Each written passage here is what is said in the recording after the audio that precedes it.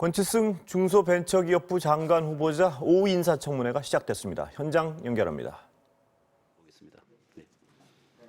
네, 수고하셨습니다. 다음은 한무경 의원님 질의해 주시기 바랍니다. 네, 국민의힘 한무경입니다. 먼저 중소벤처기업부 장관으로 임명되신 것 축하드립니다. 감사합니다. 예, 후보자께서 지명되신 후 12일 동안 인사청문회를 준비하면서 지난 행적들과 은행들에 대해 많이 생각을 하셨을 거라고 짐작이 됩니다. 소득주도 성장의 후유증과 코로나19로 고통받고 있는 중소기업과 소상공인들의 애환을 해결해야 되는 중차대한 시기에 장관 후보자로서 지명된 것에 축하를 드려야 할지 격려를 해야 될지 하여튼 장관으로 임명되시면 어떤 국무위원보다 어깨가 무겁다라는 그런 생각을 가지시고 이 위기를 잘 헤쳐나갈 수 있도록 노력해 주시기 바랍니다. 오늘 잘 알겠습니다. 오전 청문회가 소상공인들을 위한 재난지원금과 손실보상제에 집중이 되어 있어 저는 다른 측면에서 질의를 하도록 하겠습니다. 후보자님, 네. 18년도에 민주당에서 홍보소통위원장과 가짜뉴스 대책위원 하셨지요? 네, 맞습니다. 예, 문재인 대통령께서도 가짜뉴스에 적극 대응하라고 발언하셨고 위원장인 박강원 의원은 코로나보다 더 무서운 것이 가짜뉴스라고 했습니다. 후보자는 가짜뉴스가 굉장히 많아졌다고 말한 바 있는데요. 가짜뉴스가 많은 이유가 뭐라고 생각하시나요? 이제 실제로 많았을 수도 있고요. 이게 유통이 이제 인터넷이라고 하는 새로운 플랫폼이 또 뭐 유튜브 채널 같은 이런 것들 때문에 생산된 그런 이제 허위 정보들이 이렇게 네, 유통되는 속도가 좀 빨라지는 그래서 것도 이제 그런 측면이 있다고 봅니다. 특위위원까지 지내셨으니까 어떤 것이 가짜 뉴스인지 정확하게 판단하실 수 있을 것 같아 제가 몇 가지 사례를 들어서 좀 확인을 해보도록 하겠습니다. 네, PPT 띄워주십시오. 네, 첫 번째 사진입니다. 지난 1월 18일 문재인 대통령 신년 기자회 회견 모습인데요. 이거 가짜 뉴스입니까? 진짜 아닙니까?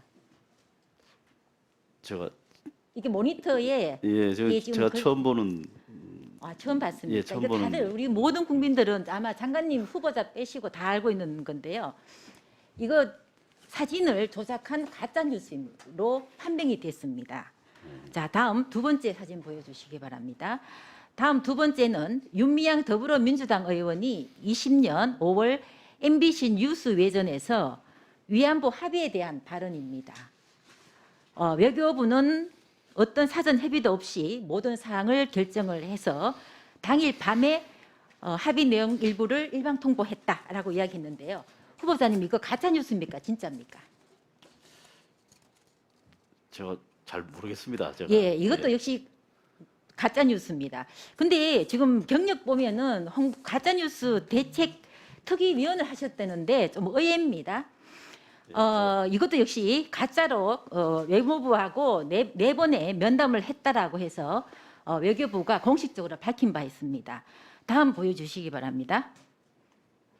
네, 이거 19년 12월 유시민 노무현 재단 이사장이 알릴레오에서 검찰이 노무현 재단의 주거래은행 계좌를 들여다본 사실을 확인했다. 그 최근의 일입니다. 발언했는데 이거 가짜 뉴스입니까? 진짜 아닙니까? 이건 이 내용은 알고 있습니다. 예. 사실과 다르다고 네, 유시민 사과까지 이사장이 했으니까 사과를 했죠. 예, 가짜 뉴스죠. 다음 보여주시기 바랍니다. 조국 전 법무부 장관이 19년 9월 인터뷰한 내용인데요. 저희는 공익인권센터에서 인턴을 했고 센터로부터 정명서를 발급받았습니다라고 했습니다. 이거 가짜 뉴스일까요? 진짜 뉴스입니까? 혹시 이게 지금 재판 중인 상황 아닌가요? 예, 그래서 지금 제가 여쭙는 겁니다. 법원 판결 났습니다, 이미. 그러니까 지금 재판이 계속 진행 중인 상황이죠. 예, 최근에 법원 판결에 조 전 장관과 정경심 교수가 공모해서 만들어서 제출했다라고 일단은 지금 법원 판결에서 나와 있습니다. 현재 재판 중이라. 자, 다음 PPT 보여주시기 바랍니다. 문재인 대통령께서 지난 17년 6월 고리 1호기 영구 정지 선포식에서 한 발언이십니다.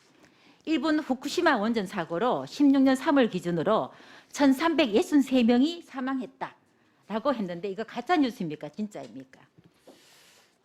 죄송하지만 제가 정확하게 파악을 못하고 그러면 있습니다. 특이 활동 잘 못하셨네요. 제가 보니까 이거 역시 가짜 뉴스입니다. 일본 정부가 강력하게 항의를 하자 청와대 측에서는 뒤늦게 실무적 착오였다라고 잘못을 인정을 했습니다. 네, 예, 기억나시나요? 그 옆에 이거 보니까 기억이 납니다. 예. 저런 적이 자, 있었습니다.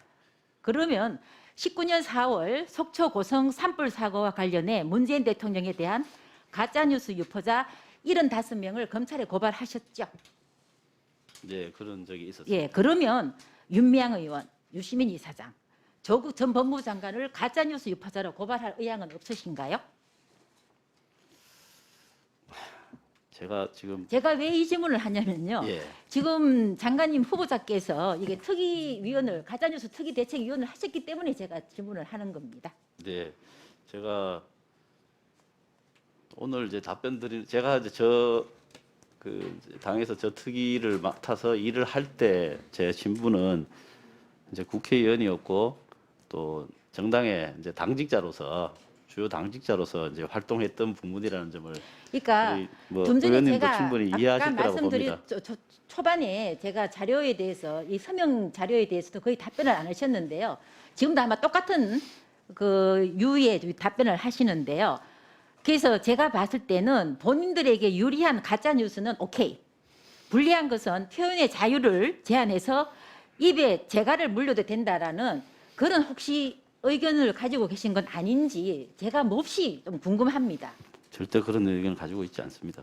네, 알겠습니다. 그러면 중기부 장관으로서도 공명하고 네 편 내 편 가리지 않고 모든 정책을 어려운 소상공인과 중소기업인을 위해서 최선을 다해 주시기 바랍니다. 네, 그렇게 하도록 하겠습니다. 감사합니다. 네, 이상입니다. 네, 수고하셨습니다. 다음은 신정훈 의원님 질의해 주시기 바랍니다. 예, 장관님 다시 한번 후보자 되신 거 진심으로 축하드립니다. 네, 감사합니다. 앞서 많은 동료 선배 의원님들께서 질의가 있었는데요. 대체로 이제 후보자의 그 정책 능력에 대한 그 검증이 중심이 되어서 진행되었습니다. 그런데 국민들의 눈높이로 보면 정책 능력 못지않게 공직 후보자로서의 어떤 그 도덕성 이것도 대단히 중요한 지금까지 어떤 그 기준이었다고 생각합니다. 흔히들 입으로는 진보를 이야기하면서 또 살아온 내력을 보면 대단히 기득권적인 삶을 살았던 그런 공직 후보자들이 많았기 때문에 내로남불 또 강남 좌파 이런 이야기들이 이렇게 비아냥처럼 이렇게 비교되고 그런 사례가 많이 있었습니다만은 후보자의 지금 인청 자료를 쭉 보니까요. 후보자께서는 정책뿐만이 아니라 사생활에 있어서도 대단히 좀 성실하고 검소한 삶의 궤적이 느껴진다 이렇게 생각하고 있습니다. 개인의 재산 내역은 여타 공직 후보자의 경우와 달리 아마 가장 적은 규모의 어떤 재산 그 내역을 신고하셨고요. 그 내용을 들여다보니까 부동산을 딱 한 번 취득하셨더라고요. 맞습니까? 그 지금 제가 공개한 것은 10년 전에 이제 선출직으로 경기도 의회 선출직으로 할 때부터 10년 동안이었고 그 전에 이제 재산 공개 의무가 없는 시절에 네. 도 주택을 소유한 적이 있었습니다.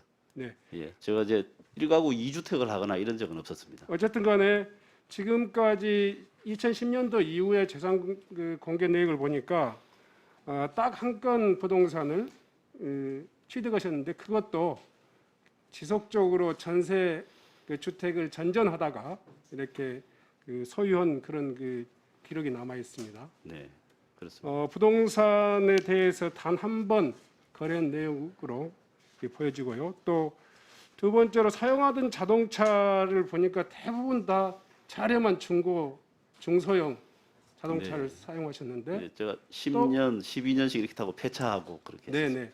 내역을 보니까 폐차될 때까지 사셨단 예, 말이에요. 예, 대부분 그렇습니다. 맨 처음에는 옵티마, 그리고 예, 아주 옛날엔 프라이드였습니다. 그 전에. 네. 네. 그러니까 자동차를 중고차를 매입해서 끝까지 타서 폐차시키고 그 다음에 또 구입한 차량을 보니까 여전히 중고차예요. 예, 그렇습니다. 이번에도 또 중고차를 매입하셨던데 예, 그렇습니다. 그런 이유가 뭐예요? 예.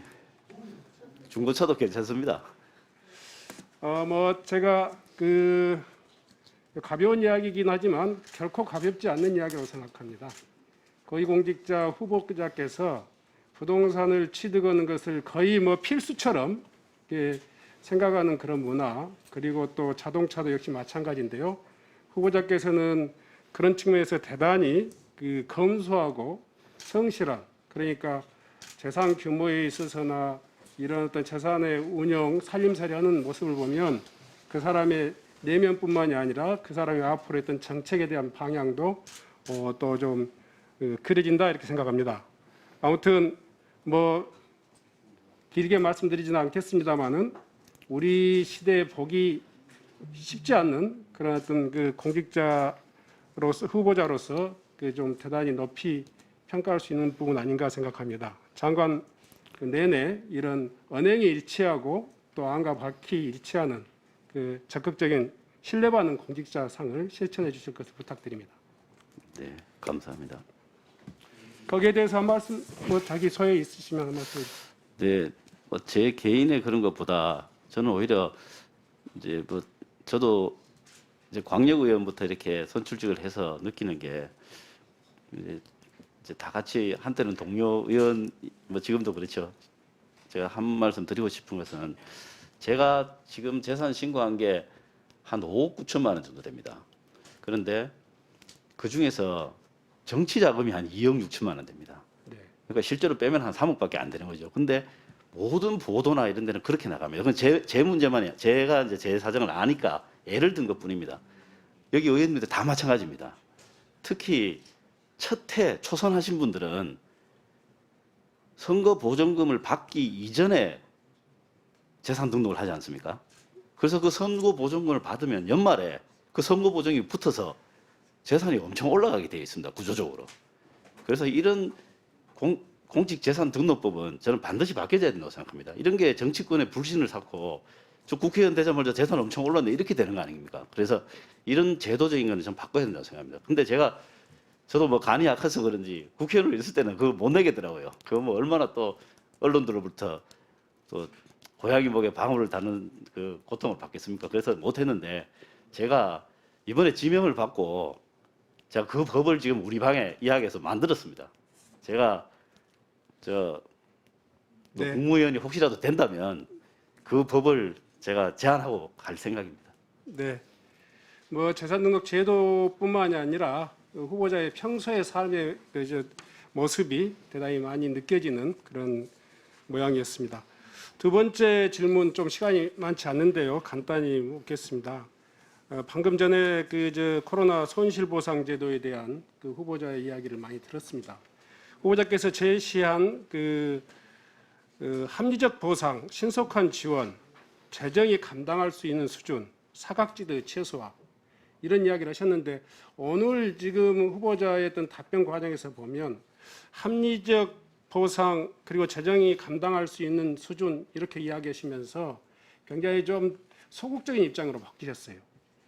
헌법 23조를 거론하면서 손실 보상이라는 새로운 제도를 고민하고 있는 시점인데 후보자가 지금 작금의 지금까지 재난지원금으로만으로는 이 버티기 힘든 현장의 소상공인 또 자영업자에게는 대단히 좀 부족한 그런 어떤 자세가 그 관련해서 후보자가 제시한 4개 원칙 중에 첫 번째 합리적 보상과 재정이 감당할 수 있는 범위라고 하지만 그래도 공급자가 아닌 수요가 현장에 이 지원이 필요한 그런 국민들의 입장에서 보면 거기에 피해 규모에 상응하는 보상이 설계돼야 된다 이렇게 생각하는데 후보자께서 그 부분에 대해서 한번 좀 자기 구체적인 기준이나 어떤 생각을 말씀해 주시죠. 네, 답변 올리겠습니다. 이제 손실보상 제도를 통한 보상의 경우에는 물론 이 원칙대로 가지면 시간이 많이 걸릴 것이라고 하는 게 저의 생각입니다. 아마 의원님들도 대부분 여기 계신 의원님들도 그렇게 생각하실 거라고 봅니다. 그래서 그거는 그거대로 법률을 철저하게 다루어서 법제를 만드는 과정을 입법 절차를 하고 그거보다는 다른 방식으로 신속하게 어려운 분들한테 지원할 수 있는 방법이 있다면 그것도 같이 병행하자 하는 게 저의 생각입니다. 그래서 이름이나 어떤 법리의 근원을 따지기 전에 현실적으로 할 수 있는 부분들을 빨리 찾아서 집행을 하자는 게 저의 생각입니다. 감사합니다. 네, 수고하셨습니다. 다음은 양금희 의원님 질의해 주시기 바랍니다. 네, 반갑습니다. 장관 후보자로 추천되신 걸 진심으로 축하드립니다. 네, 저는 고맙습니다. 국민의힘 대구 북구갑 양금희 의원입니다. 제가 저녁마다 요즘에 저희 지역의 소상공인들한테요 전화를 자주 받습니다.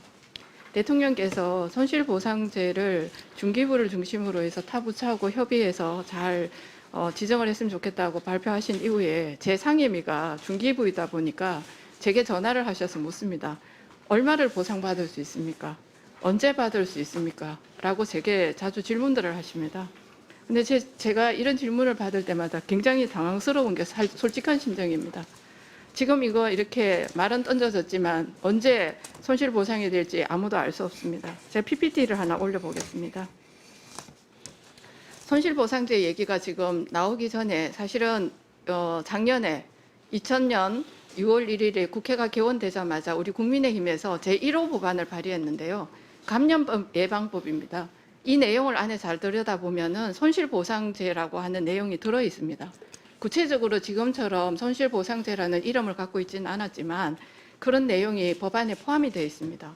그리고 지금 6개월이 흘러서 김태년 민주당 대표께서 21년 1월 12일 이 내용에 대한 언급이 있었고 대통령의 지시가 있었던 걸로 제가 알고 있습니다.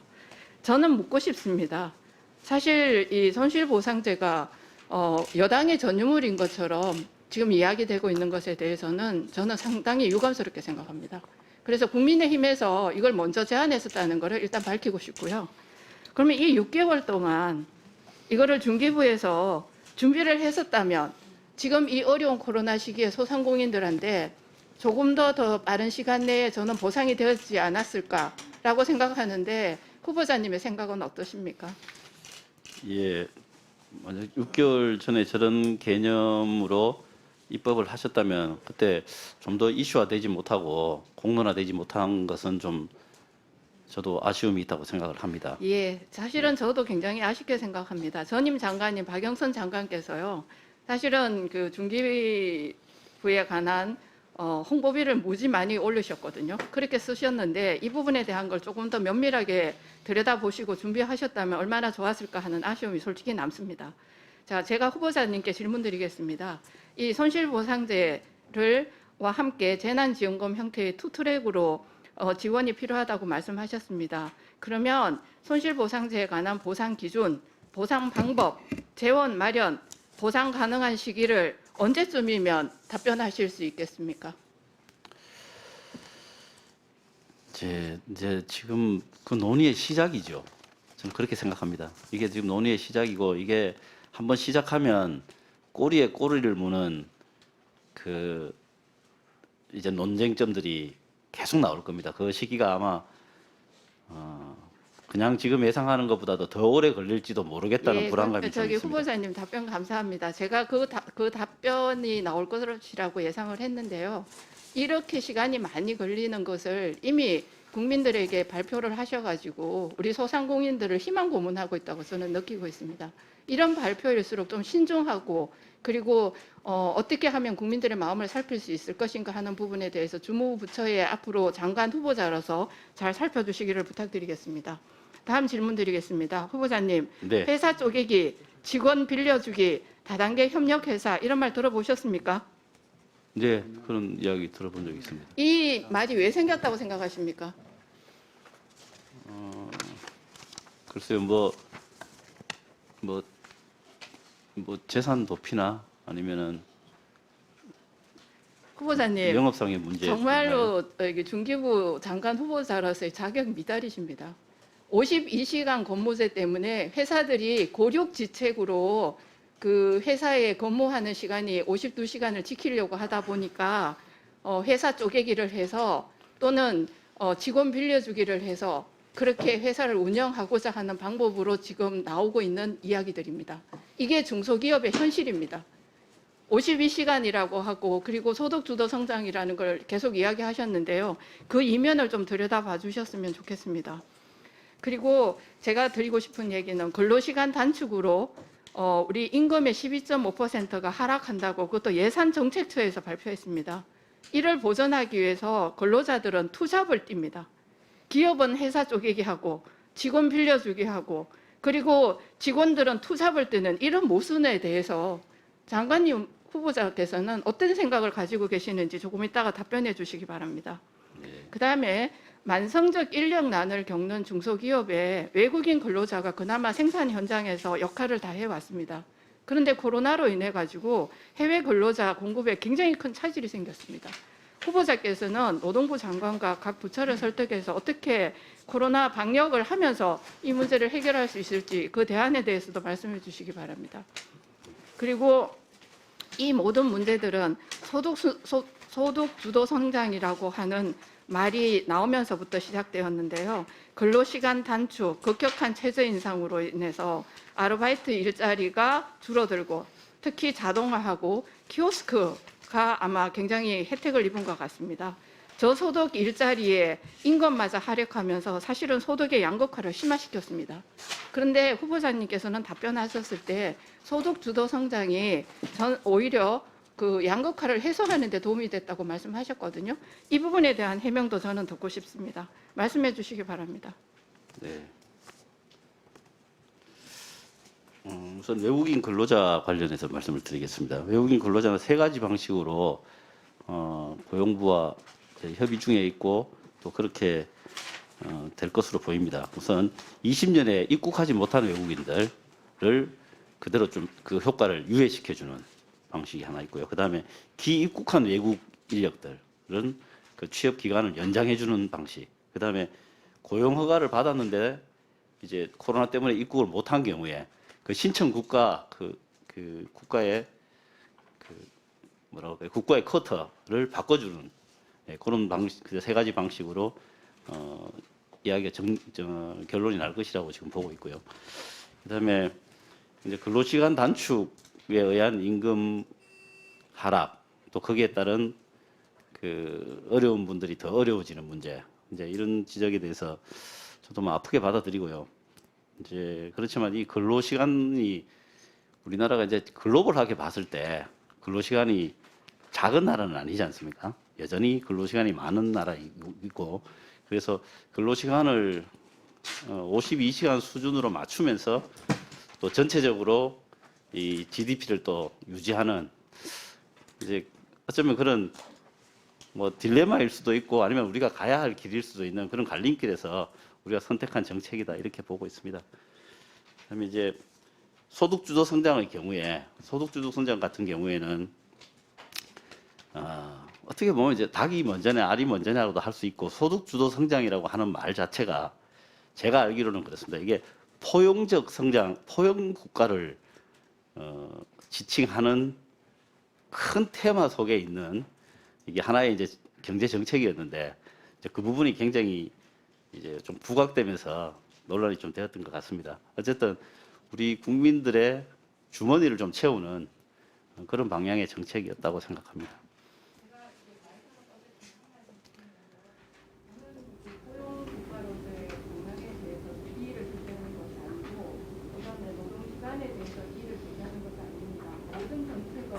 정책을 펼칠 때 일어날 수 있는 모든 문제점에 대한 면밀한 검토가 필요하고 속도를 조절해야 합니다. 그 부분에 대해서 저는 박회장님께서 굉장히 철저하게 그 부분에 대한 준비를 다시 해주셨으면 좋겠습니다. 네, 알겠습니다. 네, 수고하셨습니다. 다음은 홍정민 위원님 질의해 주시기 바랍니다. 예, 경기 고양병 출신 홍정민입니다. 오전부터 청문회 임하시느라고 고생 많으십니다. 코로나19로 소상공인 자영업자분들이 너무나 힘드신데 이 시기에 중기부의 역할이 막중하다고 생각됩니다. 오늘 여야를 막론하고 거의 모든 의원님들께서 코로나 피해에 대한 손실보상이나 재난 지원에 대해서 말씀하셨던 것도 같은 맥락이라고 생각이 되는데요. 후보자님도 지역구 의원으로서 지난 1년 동안 지역구 내 소상공인분들의 코로나19로 인한 어려움을 직접 들으셨을 텐데요. 혹시 기억에 남는 뭐 사연이 있을까요? 네, 그 제일 아프게 듣고 있는 이야기가 이제 영업 정지를 당하신 분들의 이야기, 그리고 이제 그 상황이 조금씩 다르기 때문에 이제 거기에 대한 아픈 이야기를 하실 때가 제일 힘들었습니다. 네. 코로나19로 인해 이렇게 절박한 상황에 처한 많은 소상공인 분들께 신속한 지원이 되도록 현장을 아는 중기부 장관으로서의 역할을 좀 부탁드립니다. 네. 네. 질문 드리겠습니다. 후보자님께서 아까 인상에 남는 게 모두 발언에서 중소기업이 가장 많이 분포하는 경기도 화성시 의원이라고 하셨는데요. 네, 그렇습니다. 예. 지난 1월 18일에 금융위에서는 올해 3월이 만기인 중소기업과 소상공인 대출의 만기 연장이 필요하다고 발표를 했는데요. 근데 이제 구체적인 내용은 2월 중에 발표하기로 했습니다. 혹시 중기부에서 금융위에 중소기업과 소상공인들의 의견을 전달한 적이 있을까요? 네, 그렇습니다. 이 대출금 상환 부담에 많은 어려움이 지금 이제 실제화되고 있기 때문에요.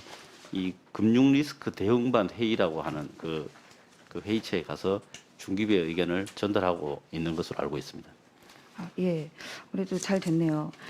중기중앙회에서 이제 올해 3월에서 연말로 만기를 재연장해 달라고 요청하고 있습니다. 네, 네. 그런데 일각에서는 이 상환 대출을 이렇게 장기 연장을 하거나 이자 유예도 이렇게 길게 해주면 혹시 도덕적 해이나 금융권의 리스크가 너무 커진다라는 우려도 제기되고 있는데요. 이에 대해서 후보자님은 어떤 생각이십니까? 저는 어떤 정책을 수행하면 항상 리스크가 따른다고 생각합니다. 그리고 부작용도 무조건이라고는 할 수 없지만 부작용도 있습니다. 그렇지만 상호 형평을 해봤을 때, 그리고 또 지금의 시기를 봤을 때, 이걸 하지 않았을 때 나타날 어떤 부작용, 이런 것들을 종합적으로 판단해서 실행을 해야 된다면 해야 된다고 생각합니다. 물론 보완 장치는 계속 해 나가야 되겠지만 저는 해야 될 때는 해야 된다고 생각합니다. 예, 저도 유사한 의견이긴 한데요. 그러면은 사실은 이 재연장 기간에 대해서 이렇게 뭐가 맞고 틀리다라는 전제에서 사실은 우리의 경기 회복 시점에 대한 예상이 조금씩 다른 것 같은데요. 혹시 후보자님이 예상하는 경기 회복 시점이라든가 그럴 때 재연장이 어느 중기부가 중앙회가 제안한 연말 정도가 적절한지 어떻게 생각하시는지요? 그러니까 우선 리스크 심사를 이제 코로나 이전과 같은 수준으로 하면 이건 아마 재연장이 안 되는 경우가 굉장히 많겠죠. 그래서 그런 사태로 가서는 안 되고 이 코로나 상황에 맞는 새로운 리스크 심사가 있어야 되겠다라고 저는 기본적으로 생각합니다. 예. 사실은 한계 기업을 정리하고 신산업 분야로 산업 구조를 변환하는 구조 조정 과정은 언제든 필요하다고는 생각이 드는데요.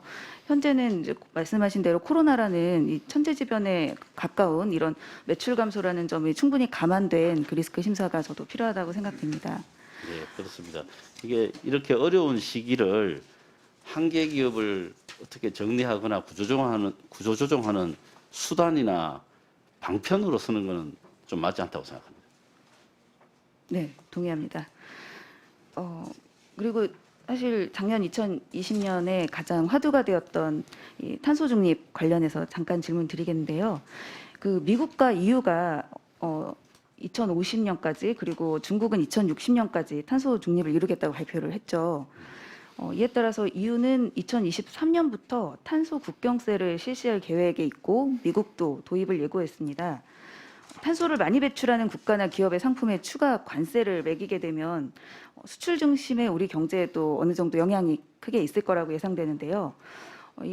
일종의 탄소 무역 장벽이라고 지칭할 수 있는데 대기업들은 준비가 잘 되고 있다고 보여지는데요. 상대적으로 중소기업에는 큰 부담이 될 것으로 보입니다.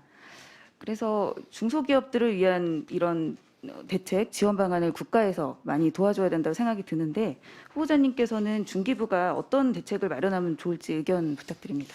네, 지금 지난달에 미국이 파리 기후 협약에도 또 복귀를 했지 않습니까? 그래서 이제 탄소 중립은 완전 거의 전 세계 그 주요국들 또 주요 경제 동맹들이 같이 나가는 방향으로 이제 확정이 됐다고 봅니다. 이제 뒤로 돌릴 수 없는 상황이 됐다고 봅니다. 그래서 우리나라 같은 경우는 말씀하신 대로 대기업의 경우에는 뭐 상당히 준비가 되어 있고 또 뭐 비용을 지불하더라도 자신들의 능력으로 할 거라고 봅니다. 그렇지만 중소기업의 경우는 우리나라 전체 탄소 배출량의 한 15% 정도 된다고 지금 추정을 하고 있는데요. 이 중소기업들은 이제 작은 단위로 상계에 있기 때문에 어떤 그 규모의 경제라든가 이런 걸 하기가 굉장히 어려운 상황입니다. 그래도 기술적으로도 그 중소기업이 사용하고 있는 동력을 바꿔준다는 게 사실 말처럼 쉬운 일이 아니지 않습니까? 그래서 이 부분은 국가 재정이 과감하게 나서야 될 부분이라고 보고 있습니다. 예, 답변 감사합니다. 이상입니다. 네, 수고하셨습니다. 다음은 이승만 의원님 질의해 주시기 바랍니다. 네, 이성만 의원입니다. 먼저 후보자님 지명을 축하드리고요. 장시간 고생이 많습니다.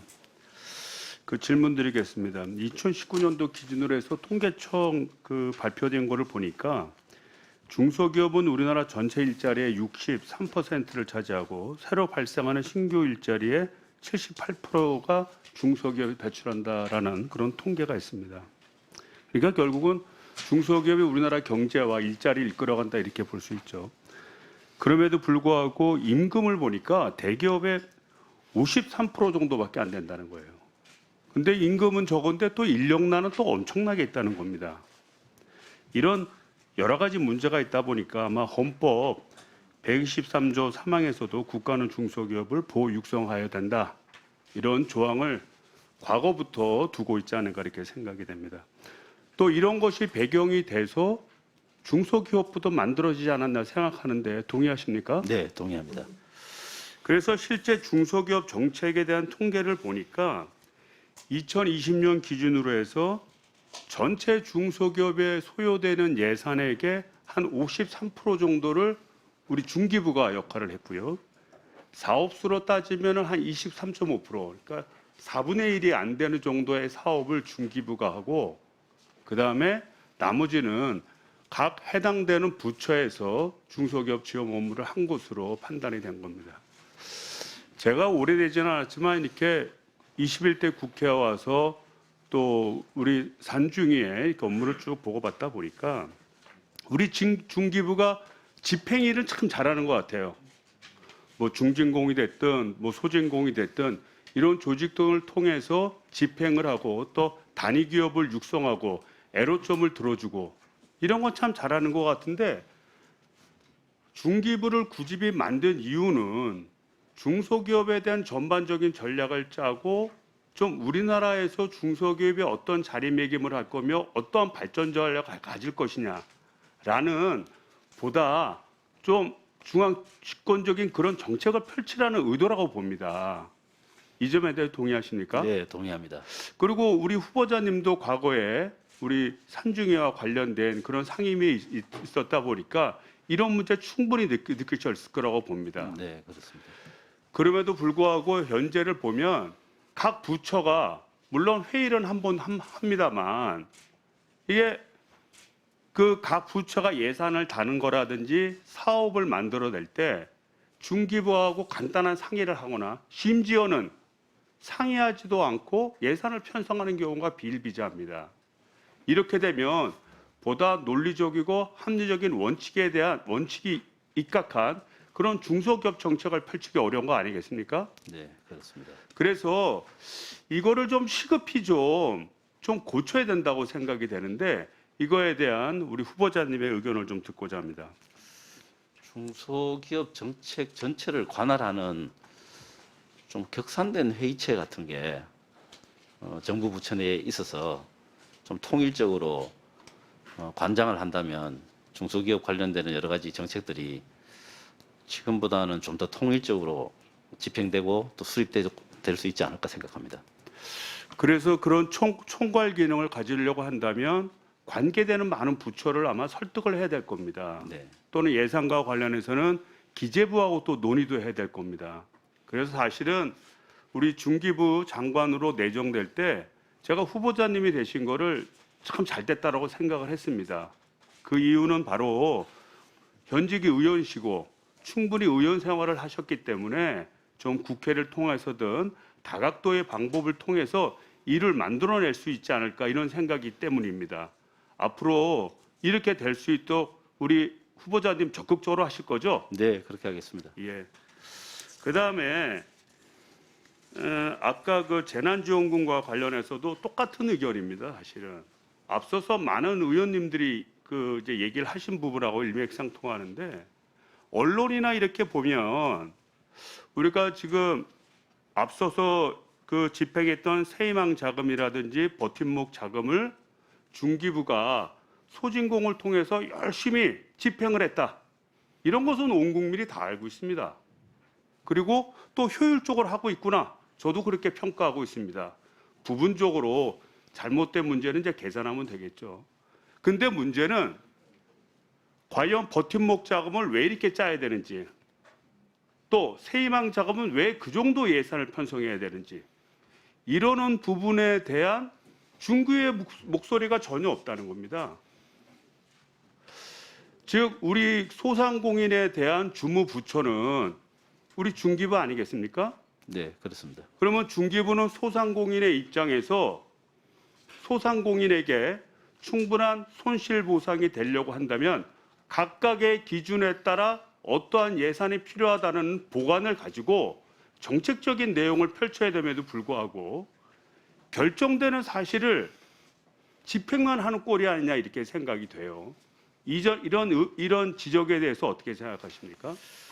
네, 이제 워낙 큰 자금을 이제 신속하게 지급하는 방식이다 보니 이제 그렇게 보이실 수도 있을 거라고 봅니다. 근데 실제로 중기부 내에서는 이 소상공인 정책과 관련한 업무들을 사실 굉장히 많이 하고 있습니다. 있는데 이 부분이 의원님 잘 아시겠지만 지금 굉장히 좀 부족합니다. 이 지금 말씀하신 그런 종합적인 계획을 세우고 집행해 나가기에 이제 뭐 이게 이제 청에서 출발한 이제 뭐 아직 신생 부처다 보니까 굉장히 좀 부족한 면이 있어서 그 부분은 제가 이번에 지명받고 나서 보고를 받으면서도 좀 아쉽게 생각했던 그런 부분이고 뭐 제가 좀 과문해서 잘 모르는지는 모르지만 그래도 전임 장관님께서 목소리를 많이 내셨다고 많이 제가 내셨어요. 들었습니다. 네. 네. 그래서 저는 이제 마지막으로 제 4차 지원금 이번에 하실 때는 좀 중기부의 입장을 좀 정리를 했으면 좋겠습니다. 그다음에 국가 재정의 어떤 문제라든지 이건 기재부가 고민할 문제입니다. 나중에 협의 과정에서 타협을 볼 문제지 중기부가 그 문제를 선제적으로 미리 고민할 필요는 없다고 봅니다. 그래서 우리 소상공인의 주무부처로서 희망을 줄 수 있는 어떤 체제를 만들고 협의를 부탁드리고요. 네. 또 손실보상 제도도 그런 차원에서 적극적인 행정, 또 종합행정, 보다 전략적이고 전부처를 아우르는 행정을 좀 부탁을 드립니다. 네, 그렇게 하겠습니다. 예, 감사합니다.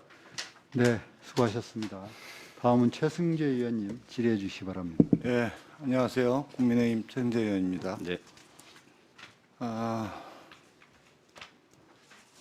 문재인 정부 들어서 이제 중기청이 이 명시장비 중소벤처기업부로 이제 승격됐습니다. 예, 그동안 이제 정치인 출신 장관이 연이어 임명되고 있고요. 예산도 역대로 늘었습니다. 산업부보다도 이제 네, 늘었죠. 그렇습니다. 그동안 소상공인 대변인, 뭐 소상공인 친구, 소상공인 버팀목이라는 수식어가 많이 붙었어요.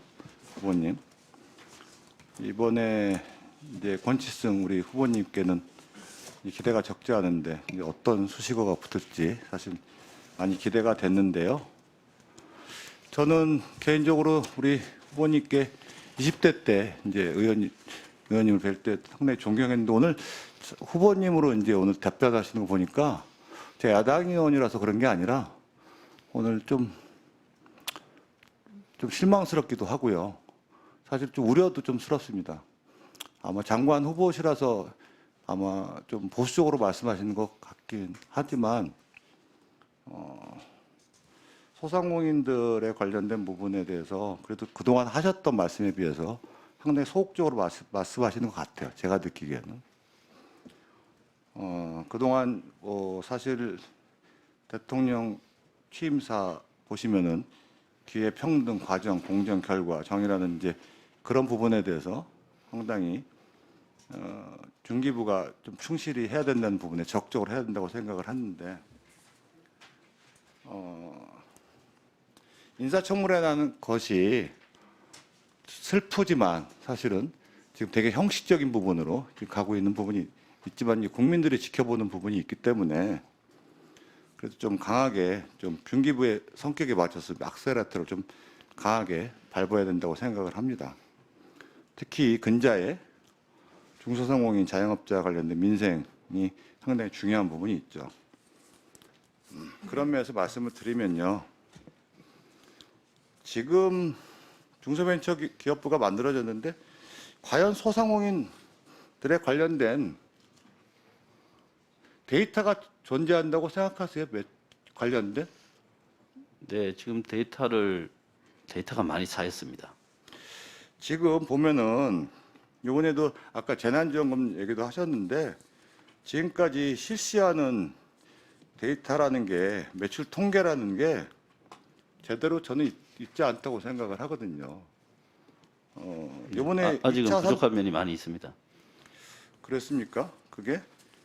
예, 아직은 부족한 면이 있는데 아까 말씀드린 것처럼 이제 배달의 민족이라든가 한국신용정보 이런 데하고 MOU나 또 이렇게 자료를 구매를 해서 지금 상권 정보 같은데 올려서 플랫폼화하고 있습니다. 이거는 꾸준히 앞으로 계속될 것이고 시간이 지나면 상당한 효과를 발휘할 것으로 기대하고 있습니다.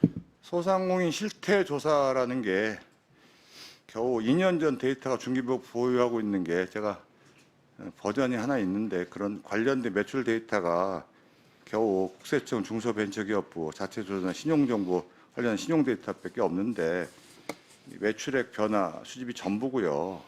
그러다 보니까 재난지원금에 관련돼서도 뭐 신속하게 지급하는 건 좋지만 수급의 사각지대가 발생했어요. 지원 근거도 명확하지 않았고 그래서 추경을 통해서 뭐 예산은 지급했지만 그러다 보니까 한창 코로나19가 한창 발생될 때 2021년도 이번에 본예산 할 때 소상공인 지원 산업 현황 보십시오. 본예산 할 때 소상공인 정책자금 융자, 창업 성장 재기 지원 사업 예산 보시면은 특화 산업 그대로 그냥 예산만 늘린 사업밖에 없었고요. 본 예산에다가 중기부에다가 충분히 반영시킬 수 있었어요. 그런데도 불구하고 추경에다가 재난지원금밖에 없었던 말씀을 드리는 거예요. 그래서 재난지원금에다 집행기간으로만 전락했다는 얘기. 그 말씀을 꼭 드리고 싶고요. 예. 아까도 이제 아까 우리 장관 후보께서 손실보상금 얘기하셨는데 관련된 법률이 없어서 소급 적용 말씀하셨는데 그건 잘 모르고 계셔서 제가 한번 말씀을 드릴게요. 관련된 법률에 대해서는 뭐 지금 손실보상 법제도는 만들어야 됩니다. 분명히 충분히 정교하게 만들어야 된다고 생각하지만 헌법 23조에 대해서 외국에도 그런 사례가 없지만 지금 대법원 판례도 있고요. 예? 쉽게 얘기하면 대법원 판례에서도 토지보상법 관련된 내용이 있고요. 간단하게 말씀드리지만 죄송한 말씀이지만 여기 계신지 모르지만 광주 민주화 관련된 특별법에도요. 법 만들어지기 전에 미리 사전에 보상법 관련 없이 다 사전에 호프만 이식에 의해서 다 지급을 했습니다. 먼저 이런 사례도 다 있습니다. 그래서 뭐 이걸 갖고 제가 따지자는 게 아니라 소상공인들에 대해서 중기부가 차별적 대우, 특히 다른 부처겠지만 농민들에 대해서 이런 지금 간단하게 말씀드리면 농어민들은 지금 우리나라에서 상당한 DB가 완벽하게 구축돼서 종사자라든지 수량이라든지 이런 부분들에 대해서 유통체들까지 완벽하게 스펙트럼을 갖추고 있는데 중기부가 지금 만들어지고 예산을 이렇게 만들어지고 있는데 왜 차별적 대우를 하느냐. FT 관련된 부분 같은 경우 체결되고 이 정교한 예측이 가능한데 예산을 하는데도 여전히 형식적으로 하는 부분에 대해서 문제가 발생되는 부분이 있는 부분에 대해서 이제 당연히 새롭게 또 3번의 장관이 바뀌시는 과정이니까 우리 장관 후보자께서는 새롭게 심기일전해서 지금까지랑 틀리게 바꿔야 된다는 면에서 한번 의견을 좀 말씀해 주시기 바랍니다. 네, 이제 우리 존경하는 최승재 의원님 말씀대로 어떤 정확한 정책을 세우려면 상황을 정확하게 알아야 되지 않겠습니까? 그 상황이라고 하는 게 샘플이 적을 때는 그냥 이렇게 눈대중으로 해도 되지만 이게 많아지고 수만 개, 수천만, 수백만 개가 되면 이거는 정확한 데이터가 필수적이라는 뭐 그런 취지에서 말씀을 하셨다고 제가 이해를 하고요.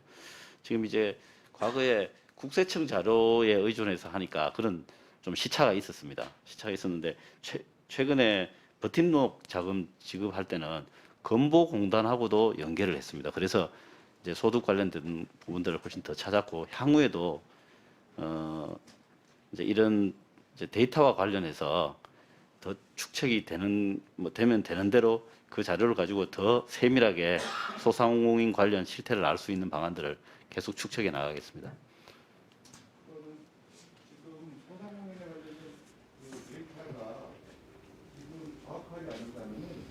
여전히 소상공인 시책을 만드는 데 대해서 그렇습니다. 큰 문제가 발생되고 그렇습니다. 오류가 발생되기 때문에 육성책이라는 건 의미가 없을 수 있고 예산의 집행이 오류가 생길 수 있고 그렇습니다. 꼭 명심해 주세요. 그 부분에 대해서 좀 많이 좀 도와주십시오. 예. 네, 수고하셨습니다. 다음은 유호정 의원님 질의해 주시기 바랍니다. 네. 안녕하세요. 정의당 류호정입니다. 우선 후보자님 지명 축하드립니다. 감사합니다. 네, 저도 개인적으로는 이런 인사청문회가 처음이라 어떻게 질답을 이어가면 좋을까 고민이 많았었는데요. 어떤 질문을 받길 원하시나요? 편하게 말씀하신다면. 저는 이런 생각을 좀 평상시에 뭐 다 국민들이 보고 계시니까 꼭 장관 후보자 입장을 떠나서도 이제 이 정치 일선에 계신 분들은 좀 편하게 정치적 의사 표현을 하실 수가 있는 입장이지 않습니까? 뭐 저도 그랬고. 그런데 이제 그런 게 좀 잘 모아지는 과정 이런 것들이 조금 부족한 부분들이 있었다. 저 스스로 그렇게 많이 판단을 합니다. 그래서 행정부와 이제 선출직으로 이렇게 있으면 집행 권한이 없잖아요. 집행 권한이 없다 보니까 옆에서 뭐라고 이야기를 해도 사실 굉장히 공허한 자괴감을 저 스스로도 많이 느꼈습니다. 이게 무슨 소용이 있는가 이런 걸 많이 느꼈습니다. 그래서 제가 이제 후보자로서 말씀을 드린다면 제가 뭐 장관직에 임명이 된다면 깊이 연구해서 주시는 그 말씀들의 집행 과정을 통해서 좀 결실이 되는 것을 서로 좀 피드백하는 그런 역할을 좀 해보고 싶다 이 말씀을 위원님들께 드리고 싶었습니다. 네, 소통을 통해서 결과를 내고 싶다는 뜻으로 알아듣고 참고해서 이제 질의를 하도록 하겠습니다. 예. 후보자님, 제가 서면으로도 사전에 질의를 드렸었는데요. 복수 의결권 관련해서 몇 가지 질의하려고 합니다. 네. 정부가 벤처기업 육성에 관한 특별법을 제안했습니다. 서면 답변에 따르면 이 법안은 복수 의결권은 벤처기업의 성장을 지원하기 위한 제도 중 하나로 혁신기업이 투자를 받아 더 안정적으로 커나갈 수 있도록 도입이 필요하다. 이렇게 말씀하셨습니다. 맞죠? 예.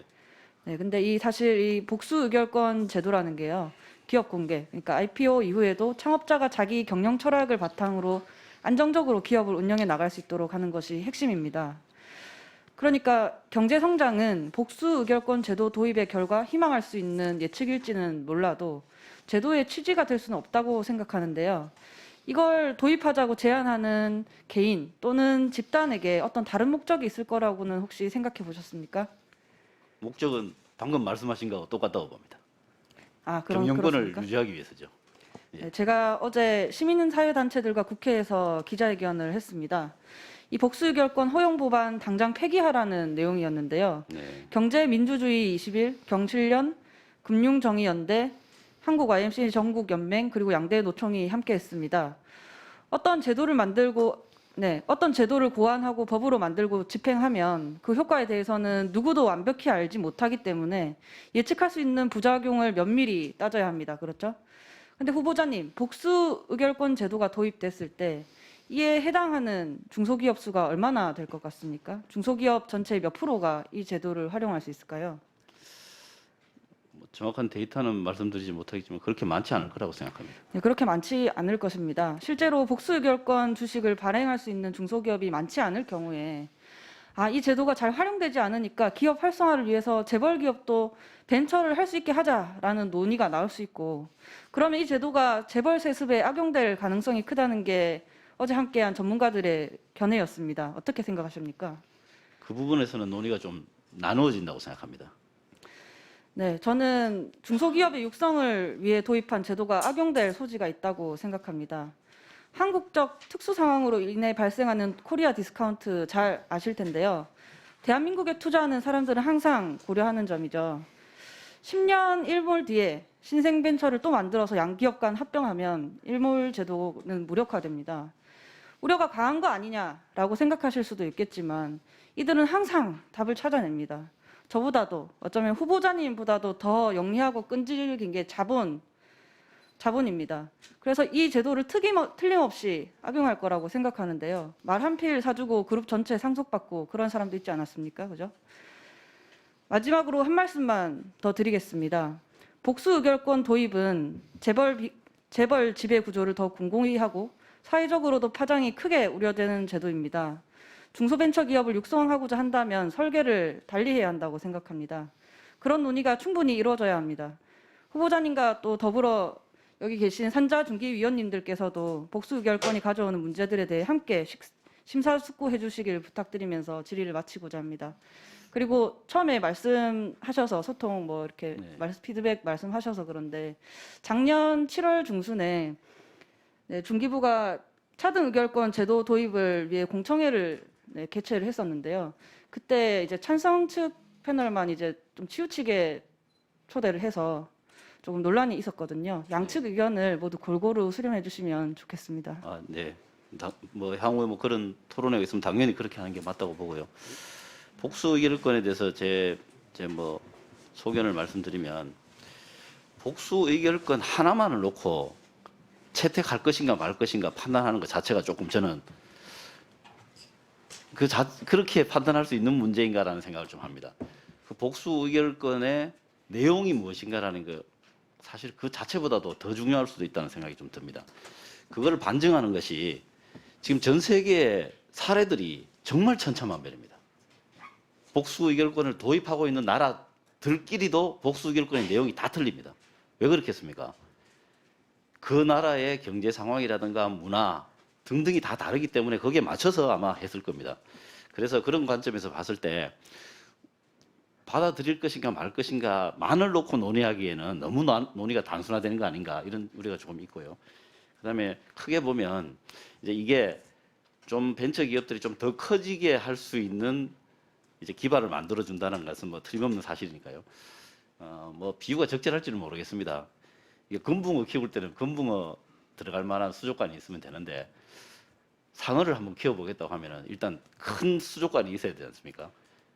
그 상어를 키우면서 나타나는 여러 가지 부작용에 대한 예상을 하면서도 상어를 키워야 되겠다고 하는 어떤 목적이 하나 생기면 그 정도 크기의 수족관을 만드는 작업도 불가피한 게 아닌가 그런 생각을 하고 있습니다. 나라별로 문화와 사례들을 충분히 고려를 해서 도입을 해야 한다고 하셨는데 우리나라처럼 재벌 세습 구조가 공고한 나라에서는 어불성설인 제도라고 생각합니다. 마치겠습니다. 네. 네, 수고하셨습니다. 다음은 이소영 의원님 질의해 주시기 바랍니다. 네, 경기도 의원과천의 이소영 의원입니다.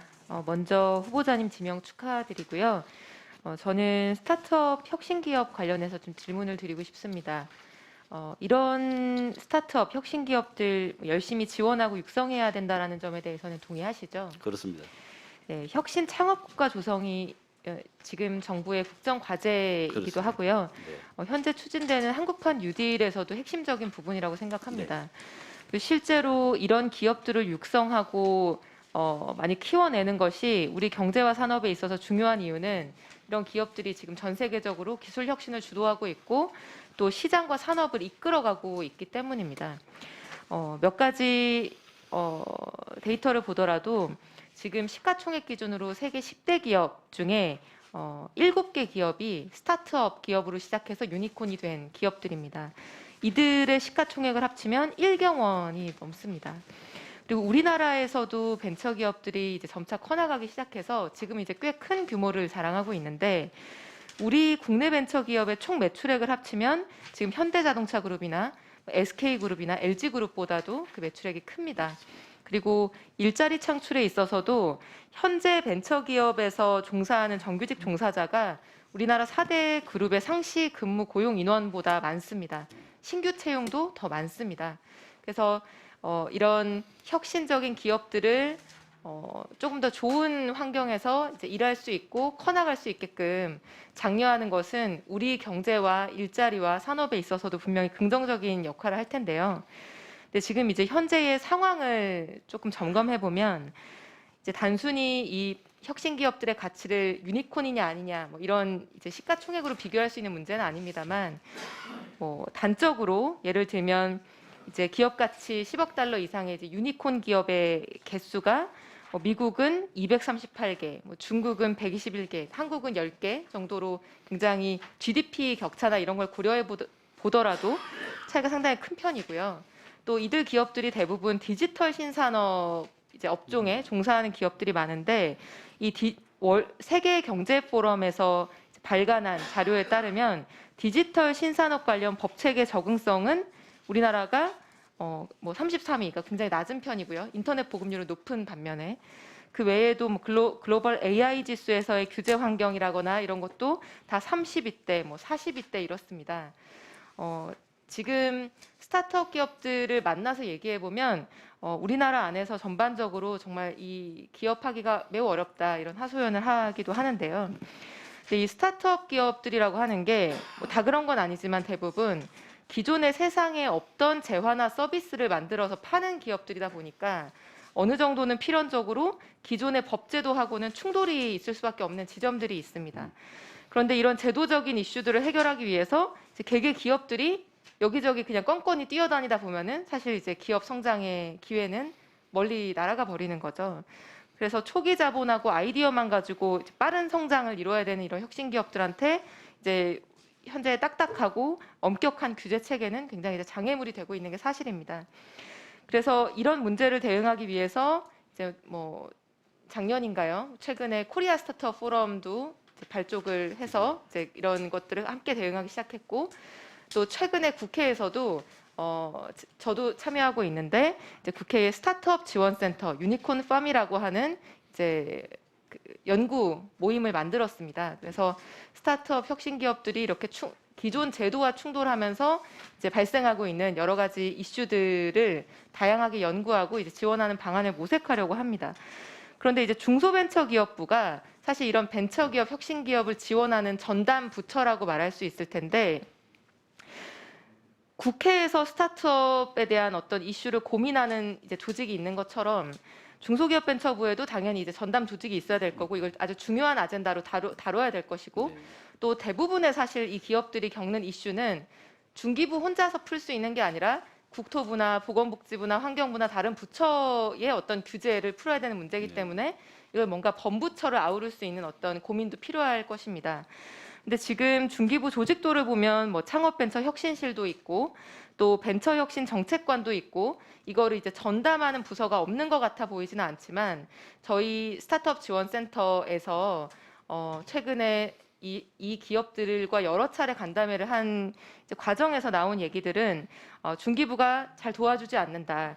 이슈별로 이 문제는 국토부에 가서 얘기해라. 이 문제는 환경부에 가서 얘기해라. 이렇게 다른 부처 소관 이제 얘기가 돼서 결과적으로는 그 해당 기업이 이 문제를 개별적으로 건마다 풀어야 되는 이제 상황들로 귀결이 된다라고 하는 얘기를 많이 들었습니다. 그래서 벤처 혁신 기업들이 지금 각계격파하고 있는 이런 많은 문제들을 함께 고민하고 또 상시적으로 소통하면서 다른 부처들하고의 관계에서도 좀 적극적으로 이런 문제들을 해결해 줄 수 있는 그런 전담 조직을 만들고 실효성 있게 운영되게 할 필요가 있는 것 같습니다. 이 부분에 대해서 고민하신 내용이 있다고 한다면 좀 말씀 부탁드립니다. 예, 이제 제도적인 말씀을 이제 하신 거 하고 그다음에 이제 생태계 측면에서 또 회사가 유니콘으로 갈 수 있는 방향 두 개를 이제 다 말씀하신 걸로 듣는데요. 이제 K 유니콘 프로젝트라고 하고 있지 않습니까? 이제 그걸 통해서 이제 뭐 특별 보증이라든가 유니콘으로 커갈 만한 그런 어떤 가능성이 있는 혁신 역량을 갖춘 기업에게 이제 아주 전폭적인 좀 그 지원을 통해서 클 수 있도록 하는 이런 프로젝트가 지금 현재 진행 중이고요. 그다음에 이제 조금 전에 그 존경하는 이성만 의원님 말씀하신 거하고 이게 좀 일맥상통하는 것 같습니다. 중소기업이나 혹은 벤처 이 하나의 기업에서 일어나는 일을 해결하기 위해서 그냥 전 부처를 뛰어다녀야 하는 이런 것들이 지금 정부의 일하는 방식의 문제라고 생각을 합니다. 이게 이제 제가 모두에 말씀을 드렸지만은 이 부처 할거주의라든가 또 행정 편의주의 이런 것들이 저는 많은 이 블로킹을 하고 있다고 생각합니다. 네, 예, 감사합니다. 그런 부분들에 대해서 네. 예, 적극적으로 저도 국회에 요청드리고 네, 네. 해결책을 찾도록 하겠습니다. 우리 대한민국의 미래 경제를 위해서도 우리나라가 스타트업 기업들의 천국이 되어야 된다고 생각합니다. 앞으로 중기벤처부 장관으로서 이렇게 혁신 기업들의 천국을 만들 수 있는 노력을 해주시기를 부탁드립니다. 네, 알겠습니다. 감사합니다. 네, 수고하셨습니다. 다음은 이수진 의원님 질의해 주시기 바랍니다. 네, 안녕하십니까. 이수진입니다.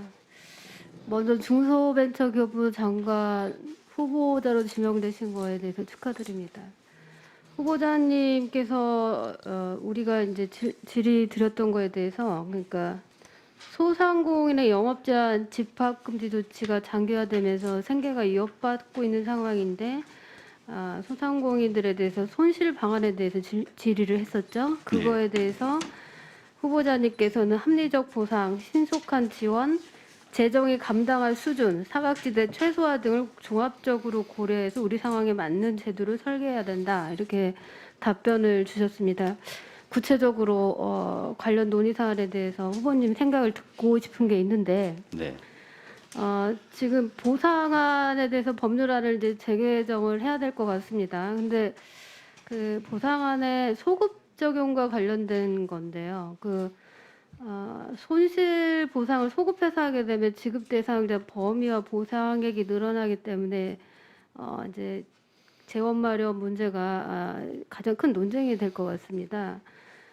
그럼에도 소급 적용은 굉장히 지금 의미가 큰 문제라고 생각하는데 보상안의 소급 적용 여부에 대해서 후보님의 의견이 어떠신지 말씀해 주시기 바랍니다. 이 부분은 뭐 앞으로 이 손실보상 제도화 과정에서 아마 가장 큰 쟁점이 아닐까 싶습니다. 예. 저는 기본적으로는 뭐 합리적 보상이라고 이렇게 했지만 뭐 의원님들한테 있는 대로 말씀드려서 청문회 준비하는 자료를 쓰니까 사실 하나만한 대답을 자꾸 하게 되더라고요. 그래서 제가 그 부분에 대해서는 뭐 죄송합니다만 제 사견을 전제로 말씀을 드리면 충분한 보상의 방법을 찾아야 된다고 생각합니다. 예를 들어서 이게 이제 소급표라고 하는 게 이게 법적 의미를 갖고 있지 않습니까? 그래서 법적 의미로 어떤 부분들을 정리해 버리는 순간에 실제로 감당하기 어려운 일들이 일어나는 일들이 우리 사회에 번번이 있지 않습니까? 그래서 그런 이게 이제 전 국민을 대상으로 거의 전 국민을 대상으로 하는 일처럼 되어 있는데 이런 부분들을 그냥 판단하기 좀 어렵다고 보고요. 제 개인으로는 다른 방식이 뭐 있든 혹은 뭐 또 그 방식으로 가든 충분한 보상을 찾는 게 이게 실질적으로 맞는 방법이라고 보고요. 결국에 이제 이러한 내용들은 결국에 국회로 모여서 법제화되는 과정 그 안에서 결론을 낼 수밖에 없는 게 우리나라의 지금 이 권력 구조라고 생각합니다. 국회가 가지고 있는 권력이죠. 예. 네. 그래서 그 안에서 이루어질 것이고 그때 좀 더 연구하고 정제된 내용으로 저 의원님들한테 의사 표현을 하도록 하겠습니다. 네, 그 소급표라는 그 법적인 형식보다는 실질적인 그 방안을 구해야 된다라는 말씀을 이해하겠습니다. 예, 그렇습니다. 그다음에 지금 세계는 지금 혁신 생태계 경쟁 중이라고 해도 과언이 아닐 텐데요.